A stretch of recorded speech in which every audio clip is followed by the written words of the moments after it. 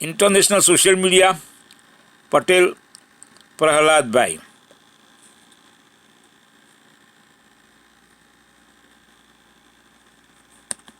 कि यहाँ से यूएस मार्केट बहुत ज़्यादा गिर सकता है। तो इस वीडियो में जानेंगे कि यूएस मार्केट कितना और ज़्यादा गिर सकता है और क्यों गिर सकता है, उसका असर इंडियन स्टॉक मार्केट पे क्या पड़ सकता है। साथ ही आरबीआई ने आज रेट कट किया है एज एक्सपेक्टेड, उसके बारे में थोड़ा जानेंगे। और बहुत इंपॉर्टेंट पॉइंट है कि यूएस का जो 10 ईयर जीसेक जो कि 4.4% से नीचे आ गया था, वो फिर से बहुत तेजी से ऊपर जा रहा है। तो ये जो तेजी से ऊपर जा रहा है, इसका चाइना कनेक्शन क्या हो सकता है, ये सभी कुछ जानेंगे। इन्फॉर्मेटिव वीडियो है, पूरा देखें, पसंद आए तो लाइक और शेयर करें। पहली बार हमारे यूट्यूब चैनल पे आए हैं तो चैनल को जरूर सब्सक्राइब। में क्या चल रहा है इसको समझ लेते हैं। तो देखिए, इंडियन स्टॉक मार्केट तो आज कोई खास परफॉर्मेंस है नहीं, मतलब गिरा हुआ है Indian stock markets. Large cap, mid cap, small cap सभी जगह गिरावट है, ज़्यादातर सेक्टर्स में भी गिरावट है। लेकिन हाँ, आज ऐसा नहीं कि कंप्लीट ब्लड बात है, ठीक है ना। कुछ सेक्टर्स हैं आज भी जिनका परफॉर्मेंस ठीक है, बट हाँ ओवरऑल निगेटिविटी है, कोई खास परफॉर्मेंस नहीं है। उसके बाद वर्ल्ड मार्केट्स देख लेते हैं। तो देखिए, वर्ल्ड मार्केट्स में यूएस का मार्केट अगेन बुरी तरह से गिरा था, यहाँ पे देख सकते हैं ना, बहुत बुरी तरह से। प्री मार्केट भी अगर आप देखेंगे फ्यूचर्स तो मोस्टली फ्लैट लग रहा है यहाँ पे। उसके बाद एशियन मार्केट देख लेते हैं, यहाँ भी परफॉर्मेंस कोई खास है नहीं, ऑल दो हांगकांग का मार्केट और चाइना का मार्केट सरप्राइजिंगली परफॉर्मेंस अच्छा दे रहा है।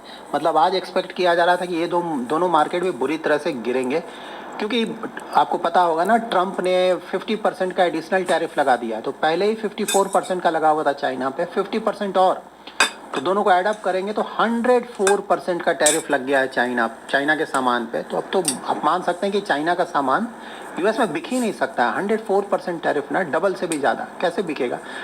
बट हाँ, मार्केट्स उनका पॉजिटिव है, लेकिन हाँ दूसरे जो मार्केट्स हैं, खासकर जापान का मार्केट तो बुरी तरह से गिरा है।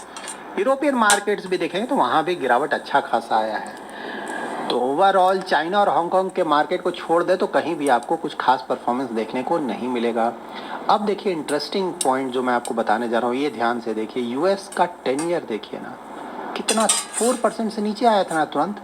अब देखिए ये मतलब 4.5% के आसपास भी चला गया था, थोड़ा गिरा है, लेकिन तो इतना तेजी से क्यों ऊपर जा रहा है। यूएस जैसे बड़े इकोनॉमी में उसका 10 ईयर का जीसेक इतना ज़्यादा वोलाटाइल, हाँ मतलब 0.3, 0.4, 0.5% ऊपर नीचे, शॉकिंग है। नियर पास्ट में तो मैंने ऐसा कुछ नहीं देखा था जो कि हो रहा है, बट हाँ फिलहाल बहुत कुछ नया हो रहा है। तो देखिए, उनका जो ऑक्शन आया था ना, ऑक्शन मीन्स जो वहाँ का गवर्नमेंट है, उसका सेंट्रल बैंक है, उसने जब बॉन्ड्स को बेचने का कोशिश किया ना, ऑक्शन मीन्स बेचा जाता है जब बॉन्ड्स को, तो वहाँ पे खरीदार अच्छे खासे नहीं मिले, सही से नहीं बिक पाया बॉन्ड्स ना, इसीलिए तेज़ी से ऊपर जा रहा है। कुछ लोगों का ये भी बोलना है कि हो सकता है कि चाइना के पास, आपको पता है यूएस डेट बहुत ज़्यादा है गवर्नमेंट सिक्योरिटीज़, तो वो धीरे धीरे बेचना स्टार्ट कर चुका है, क्योंकि ऑल आउट वॉर चल रहा है ना, मतलब चाइना और यूएस के बीच। तो ऑफकोर्स चाइना ट्राई करेगा कि भाई फाइनेंशियली यूएस को वीक किया जाए। तो हो सकता है उसके कारण भी इतना ज़्यादा प्रेशर, क्योंकि बॉन्ड यील्ड का इतना ज़्यादा मूवमेंट सरप्राइजिंग है, ज़रूर अंदर ही अंदर कुछ हो रहा है, और हो सकता है चाइना बेच रहा हो, तो उसके कारण ही इस तरह का बहुत ज़्यादा निगेटिविटी दिख रहा है। इसके बारे में आगे और डिस्कस करेंगे। उसके बाद ऑयल देख लेते हैं। तो ऑयल तो हमारे लिए बहुत अच्छा चल रहा है ना, 61-60 के आसपास। तो ये तो गोल्डन टाइम है हमारे लिए ऑयल के प्राइसिंग के मामले में। और gold silver of course problem चल रहा है, तो गोल्ड भी ऊपर है और सिल्वर का भी मतलब थोड़ा यहाँ भी प्रॉब्लम चल रहा था। आज सिल्वर भी थोड़ा ऊपर आ गया, जो कि अच्छी बात है। नाउ जान लेते हैं ब्लैक रॉक के चेतावनी के बारे में। तो सबसे पहले तो ये जान ले कि ब्लैक रॉक चीज क्या है। तो देखिए, ब्लैक रॉक वर्ल्ड का लार्जेस्ट एसेट मैनेजर है, लार्जेस्ट। हाँ, इसका अगर आप AUM देखेंगे ना, एसेट अंडर मैनेजमेंट, तो अबाउट 11.5 ट्रिलियन US डॉलर्स है, ठीक है। यूएस का जीडीपी कितना है, 30 ट्रिलियन US डॉलर्स। उसके बाद चाइना का कितना है, अबाउट 20 ट्रिलियन US डॉलर्स। और जो थर्ड कंट्री है जर्मनी, उसका है अबाउट 5 ट्रिलियन US डॉलर्स। तो आप समझ सकते हैं ना कितना बड़ा यूएम मैनेज करता है black rock, 11.5 trillion US dollars के आसपास, ठीक है। तो ब्लैक रॉक के जो चेयरमैन और CEO हैं लैरी फिंक, ठीक है, वर्ल्ड का सबसे पावरफुल आदमी इनको माना जाता है। इतना ज़्यादा ना, ज़्यादातर जो बड़ी कंपनीज है ना, उसमें आप देखेंगे ब्लैक रॉक का अच्छा खासा स्टेक होता है, ठीक है।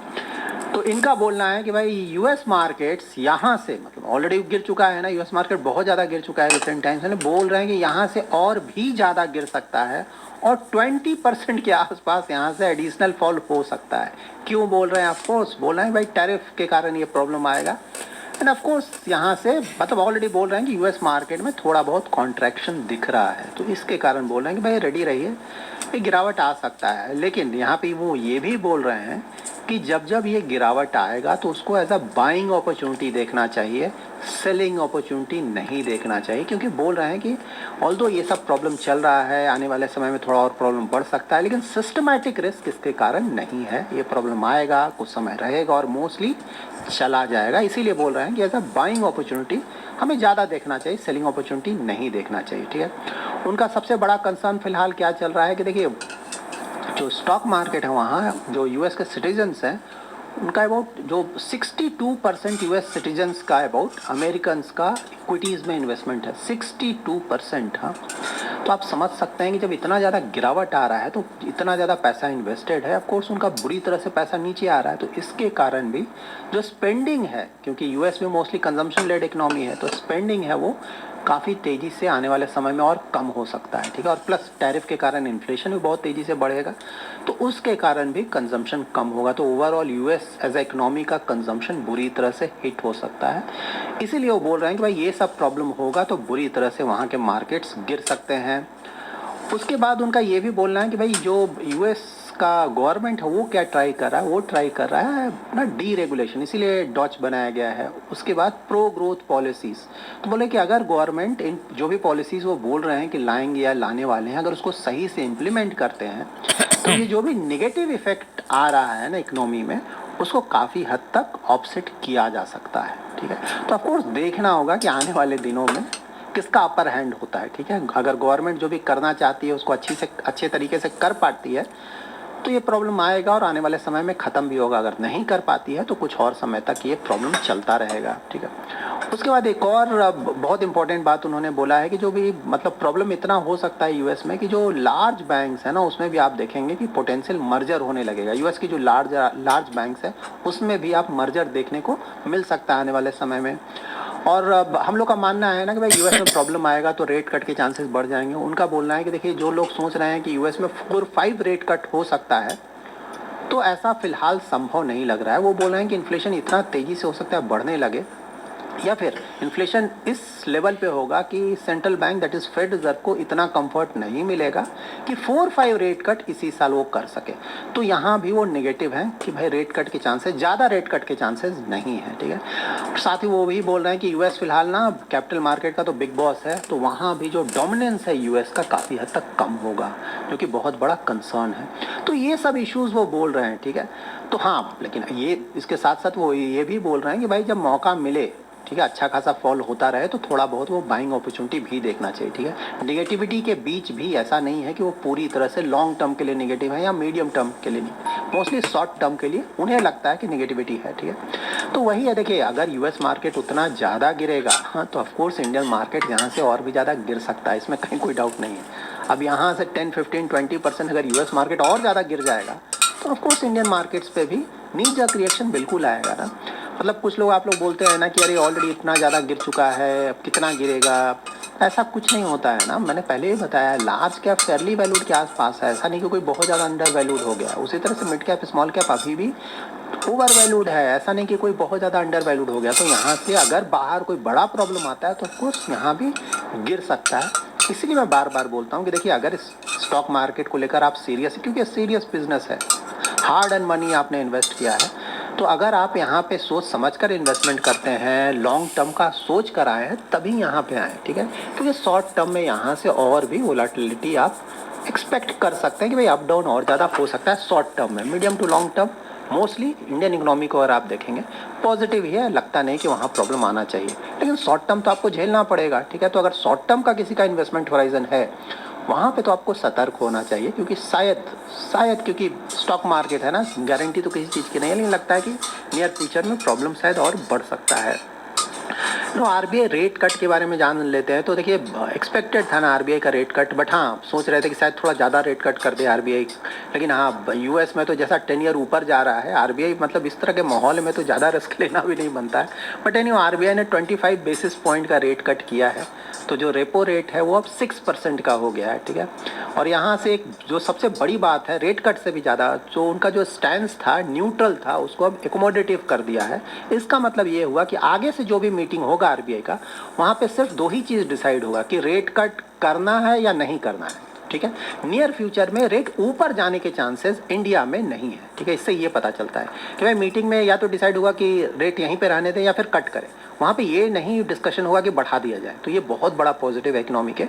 इससे लगता है कि आरबीआई बिल्कुल मूड में आ चुका है कि आने वाले समय में और भी ज़्यादा रेट कट करेगा। प्लस आरबीआई ये भी बोल रहा है कि भाई टैरिफ का प्रॉब्लम तो होगा, तो इसीलिए जो जीडीपी एस्टिमेट्स हैं इंडिया के, उसमें 20 बेसिस पॉइंट्स का कटौती किया गया, मतलब 0.2% उनको लगता है कि इसके कारण प्रॉब्लम हो सकता है। तो ये तो हम लोग भी डिस्कस कर रहे हैं डेली बेसिस पे ना, कि हो सकता है इवन 30-40 बेसिस पॉइंट्स का नेगेटिव असर हमारे जीडीपी पे because of this tariff game हो सकता है। उसके लिए भी हमें तैयार होना चाहिए, ठीक है। अब यहाँ पे देखिए बहुत इंपॉर्टेंट डिस्कशन अगेन, देखिए यूएस ने मतलब आज से ही ना जो भी एडिशनल टैरिफ था आज से शुरू हो गया। चाइना पे 104% का टैरिफ स्टार्ट हो गया आज से, ठीक है। तो अब एक तो डर हो गया कि चाइना यूएस को तो अब बेच ही नहीं पाएगा सामान ना, तो अब कहीं डंपिंग ना स्टार्ट कर। डंपिंग मीन्स सस्ता सामान दूसरे कंट्रीज में बेचेगा। बेचना तो है ना भाई, इतना सामान बन रहा है, कहाँ जाएगा, ठीक है। अब इंडिया को भी सतर्क रहना है कि भाई इंडिया में ना वो सब सस्ता सामान बेचना, हमारा इकोनॉमी में प्रॉब्लम आ जाएगा, हमारे यहाँ जो मैन्युफैक्चरर्स हैं उनको प्रॉब्लम हो जाएगा, ठीक है। तो ये सब देखना पड़ेगा इंडिया में भी, और पूरे वर्ल्ड में ये चैलेंज आएगा। तो यहाँ पे देखिए ये तो बिल्कुल सही बात है ना कि यूएस का तो जीडीपी बिल्कुल सही बात है, फ़र्क पड़ेगा, ठीक है। इस जो भी जीडीपी फ़र्क पड़ेगा, ये कल मैं डिटेल वीडियो जो बनाऊंगा ना, ट्राई करूंगा उसमें बताने का जीडीपी में कितना निगेटिव असर पड़ सकता है पूरे वर्ल्ड वाइड जो मेजर कंट्रीज़ हैं उस पर। बट हाँ बहुत निगेटिव असर पड़ेगा। चाइना के जीडीपी पे भी ऑफकोर्स बहुत निगेटिव असर पड़ेगा। चाइना तो ऑलरेडी प्रॉब्लम में है, उसका तो मतलब बैंड बच जाएगा अगर ये कंटिन्यू रहा तब। इसके बारे में कल डिटेल में डिस्कस करेंगे।